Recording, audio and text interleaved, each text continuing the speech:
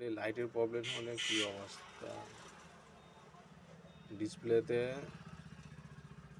আগের ভিডিওটা দেখে নেবেন একবার, তাহলে একটু ক্লিয়ার বুঝতে পারবে।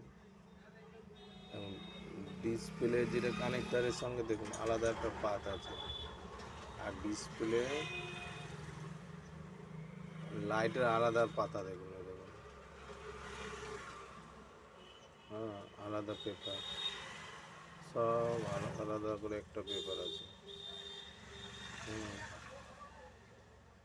তো এটা ধরে আছি বলে তুলতে পারছি না, আমি দেখাচ্ছি ভালো করে।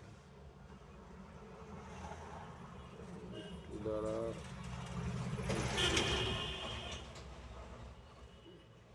ডিসপ্লেটা আমি তুলেই দেখাচ্ছি পুরো।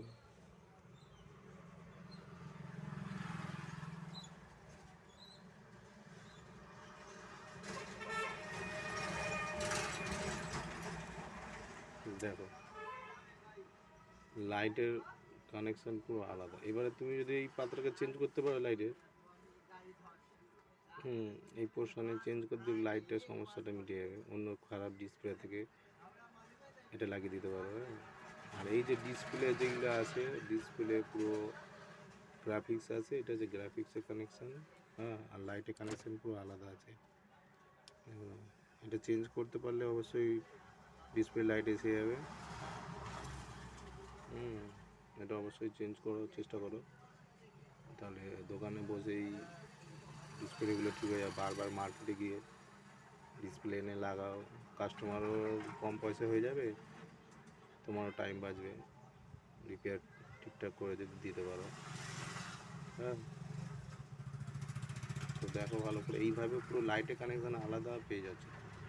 ওকে লাইটটা চেঞ্জ করতে পারো কেটে কুটে।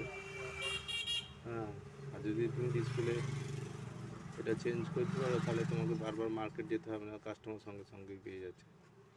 তোমার সার্ভিস চার্জ যা আছে সেটা তুমি নেবে, ডিসপ্লে যেটা লাভ হয় ডিসপ্লে কিনে নেয়, হ্যাঁ সেই সার্ভিস চার্জটা নেবে, আর সুযোগ কী আছে দিয়ে দেবে কাস্টমার। তুমি আইফোনের হলে তো আরও ভালো, 5,000 10,000 করে দিয়ে দেবে।